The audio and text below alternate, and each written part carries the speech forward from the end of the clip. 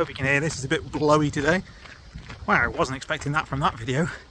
No, just a bit of advice on how you can get safely to your allotment without getting snatched up by armed police. And it went nuts, absolutely crazy. Big thank you to, well, all my existing subscribers, obviously, and then all the new people. I think there's like 300 of you. 300. That's essentially a horde, folks. Essentially a horde. Because I'd accidentally left my loppers down here. Big set of secateurs. These bad boys. And I thought I don't want to get rusty because I have a habit of leaving things lying around and then they rust up and I ruin my tools. But since that last video, I just wanted to show you something. Technically, this will probably be illegal to carry on the streets without a reason because the blade is bigger than 3 inches or something. You'll have to check all this yourself, but this is just a rough guide to show you why the last video was serious. So these are just normal loppers, and I would say, going by thumbs are approximately 1 inch, aren't they? I would say that's, you know, probably close to the legal limit, that blade. And if you flip it over with all of that there, look, if you were to have that out and about in public, then you could be foul of the law should you not have a reason to have it, because it's a blade that's longer than the limit. So what you should do is just put it in a bag. It's really that simple. A lot of people in the comments have really gone down the conspiracy web, and I'm a libertarian like a lot of people. I believe in lots of freedoms and civil rights and stuff, but I don't think our laws in the UK are that bad. They're just policed wrong.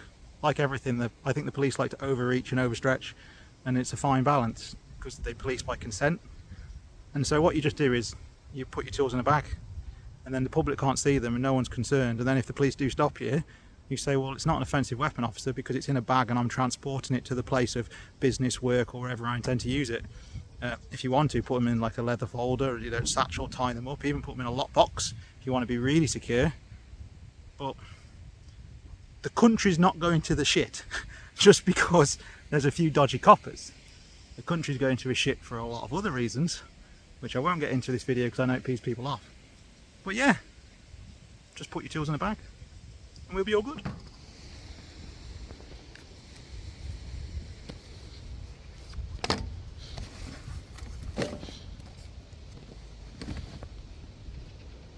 Alright, I'm going to do this with my other hand. Bear with me.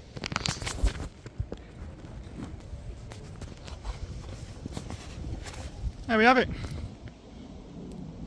Job done. That's going to go on my back. It's going to go on my back like so.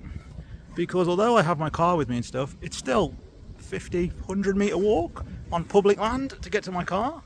So if I had a sickle and I was walking across it with a sickle, there's a park nearby. Imagine if you're there with your kids and you see a guy walking across with a sickle. You're like, oh my god, what's that all about? Yeah, I get it, people overreact, but still, it's a concern. Stick it in your bag. No one knows.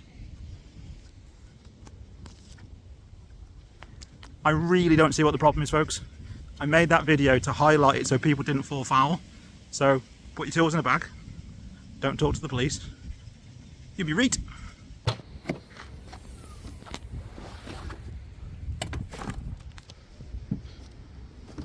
Here's my tools safely in my car without anyone seeing them. This could be a Saturday. This could be really busy. There could be moms and kids on the park, and you know, people using the gym equipment, the tennis courts and everything else. Could be people at the bowling club. There could be people just walking their dog. You come walking down that path there from your allotment with a sickle, something that looks like a dagger or anything like that. You're going to cause alarm. And again, we've been over this. People are too quick to jump. They are. But with everything that gets gone on the news, 24-hour news, the fact that people are look, the country's like a tinderbox at the moment, isn't it? Over some really, you know, again, trying my hardest not to get into this. So it's about being sensible, isn't it? And it's about, let's not run the country down, please. Because there's idiots in every profession. Of course the police are going to have some. Of course they are. You just wish that it wasn't so prevalent as it has been the last few years. Because at the end of the day, like I've said before, they police by consent, so it's supposed to be, you know, you shouldn't have to be scared that the police are going to railroad you into something, like accepting a caution for something like that, but I suppose that's the world we live in, isn't it? But you can see where people panic and everything. You have to take both sides. And this is a problem maybe with society now, that too often now it's very black or white.